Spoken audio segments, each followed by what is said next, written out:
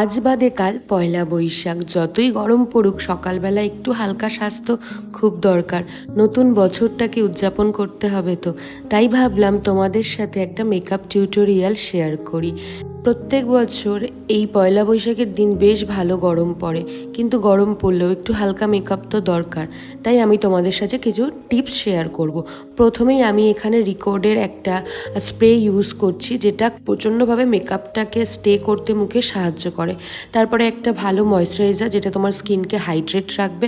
And then আমি রিকোডেরই একটা grip primer use করছি, যেটা তোমার মুখে সোয়েট হলেও তোমার মেকআপকে ইনট্যাক্ট রাখবে।